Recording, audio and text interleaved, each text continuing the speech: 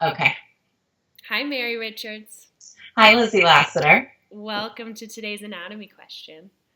Hot topic that we're going to talk about today is tucking the tailbone, which is such a fascinating area of discussion in yoga. And I just want to say Mary Richards is one of our co-teachers for our upcoming digital anatomy training for yoga teachers.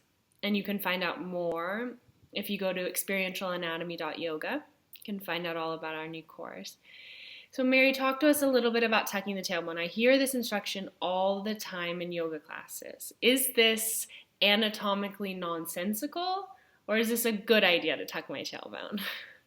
Oh, Lizzie. So it's a request, an instructional request that needs to be excised from many postures, and that is appropriate in some. Okay. And it all depends on your relationship with gravity, which I'm moderately obsessed with. In general terms, tucking the tailbone is not appropriate in standing postures or back extensions. Which is where I always hear it. Back bends and standing poses. It's an obsessional discussion, or the kind of sneaky version, which is lengthen the tip of your tailbone down towards the floor. Yes, yes, elongate your tailbone. Pop the bubble with the tip of the tailbone. All of these euphemisms that we have for taking ourselves out of joint. Yeah, bring the sacrum vertical. Okay, so two-part question. Like, is this, so tell me about when it is appropriate. Like, is it about a different body type that needs to tuck and some types don't, or is it about the pose specifically? Okay, so it's appropriate to tuck the tailbone when you are performing lumbar flexion. For example, if you think of cat-cow, when Okay. you're on all fours Mm-hmm. and you exhale and round the back body, when you're the scared Halloween cat, it's appropriate to tuck the tailbone. Right. In fact, you can't do that without tucking your tailbone. Correct. Okay. So there, it's appropriate. Right. What about like just a seated forward bend, Janushirshasana or Paschimottanasana?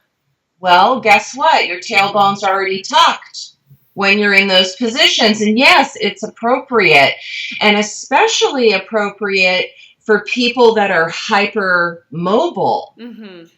They need to restrain their mobility. So, for example, one of my favorite examples to talk about when it's appropriate to tuck the tailbone is in Upavista Konasana, the seated wide angle forward fold. So let's say you're in the group of people who can take their legs out into the wide angle, take hold of the necks of the big toes, and then roll forward and put your belly on the floor. Right. I'm in that club. My mom's in that club. I'm not in that club. Yeah.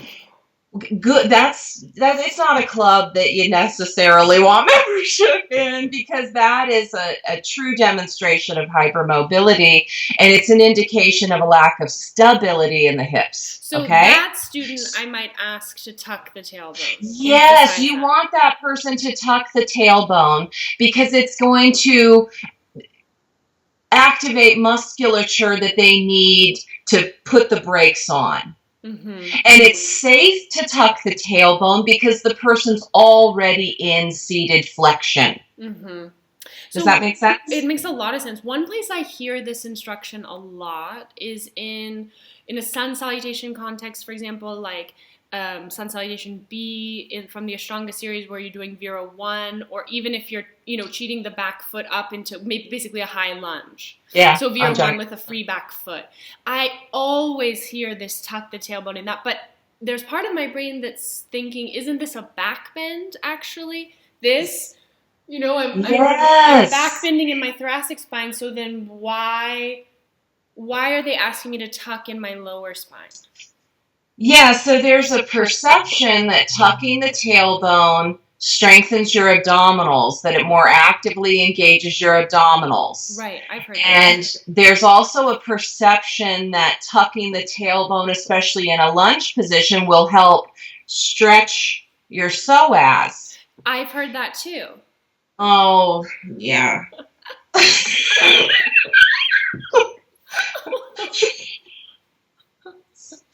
So, okay, that's not how you stretch your psoas. Okay, so there's Okay, the so idea. let me Unpack it for us.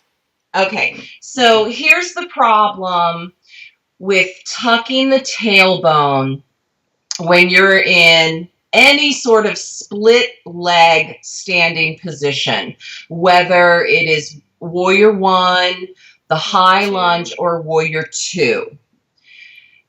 There are different actions taking place in the pelvic floor. So the front leg pelvic floor is contracting, and you could say there's flexion on the front leg side. However, the back leg of the pelvic floor is lengthening, and that hip is in extension. Right. So if you tuck the tailbone when you're in any of those split leg standing postures, for example, you're overriding the natural muscle activation that needs to occur to stabilize the bottom of your spine. From the pelvic floor. From the pelvic floor up, you're creating chaos and dissonance. Chaos in the lumbosacral region. Yes, because the lumbosacral region has a rhythm. And there are many rhythms in the body, but the lumbosacral rhythm in particular is very important to how the spinal column receives movement. And tucking the tailbone is basically turning that rhythm off. Right, it's locking it. And we don't want that because we use asana as in my opinion, we use asana as a tool to uncover and establish the immanence of the natural intelligence of the body. So tucking the tailbone is really an intellectual construct that says the body's not smart enough to figure it out. Okay, so what I like that, what I hear you saying, that we want to let our students and our own selves really find the natural shape of the sacrum and the tailbone. So assuming that our students are coming into our classes really having already heard that instruction 1,000 times, if they're not, if it's not yoga class number one, what are some of the things you say to invoke that from your students without launching into a big discussion of tucking the tailbone? Without talking about the natural 30-degree angle of the sacrum and all of that. And without, of course we want to challenge our students, but there's definitely a fine line between saying everything you're doing is wrong. The way I phrase things, every bit of instructional information that I offer when I'm teaching an asana class, I try to present as a request. Okay. So I often will say, I want you to try this. Because then it's more of an invitation. And what I say to folks, because I see a lot of chronic tucking, and so I say, let your tailbone go. Let the natural weight of the pelvis find its way down into the space between the legs. Oh, I really like that. Let the natural weight of the pelvis find its way down into... That's really nice because it gets us out of even thinking about... You didn't even say tailbone. Exactly. I like that. Exactly. And because I'm a pelvis junkie, the pelvis is the largest, heaviest region of the body, and it's where our gyroscope is located. The gyroscope in the body is your bladder. So by getting people down into the pelvis, I'm sorry, what now? What do you mean the bladder is the gyroscope? That's the center of gravity in the body, is where your bladder. Oh, not just metaphorically, like if you have to pee, then your bladder is the center of your universe. Yes. No, it's really the center of gravity in the body. Uh-huh. And your sacrum is your rudder. Mm-hmm. So by connecting to the presence, both the energetic and the physical presence of the pelvis, we get out of our heads, out of the brain. We've been so socialized to think that our head and our brain, that they're the most important body parts. And really, I want us down into the substance of the body.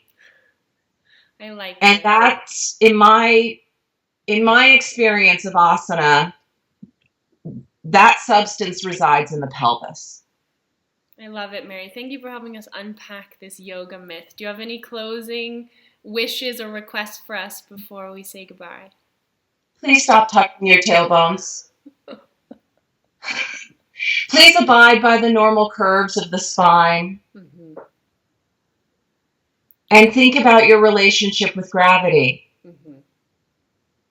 Notice what's happening with your breath. When you tuck the tailbone, it inhibits your breath.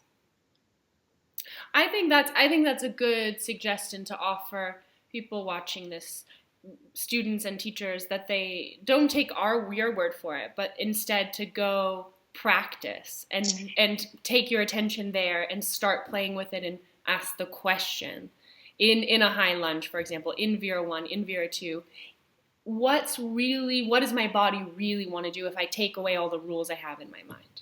Yes. Rather than asana being an intellectual experience, I want asana for everyone to be an embodied experience. So good.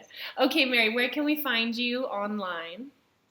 At maryrichardsyoga.com or on Facebook at A Little Yoga Goes a Long Way. Okay, and I'm LizzieLasater.com or on Instagram or Facebook.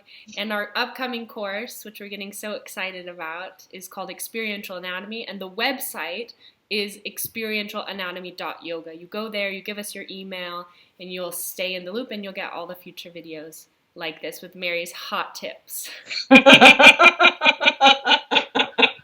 Yes. All right, Donna. Namaste.